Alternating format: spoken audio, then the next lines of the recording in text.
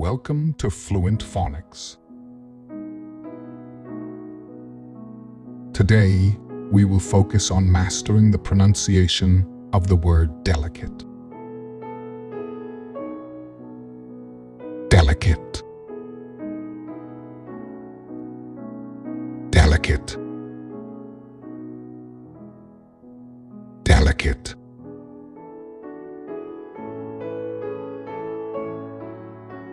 Here's an example of how one might use it in a sentence. She held the delicate glass figurine carefully in her hand. Delicate means easily broken, fragile, or requiring gentle handling due to its intricate or finely detailed nature.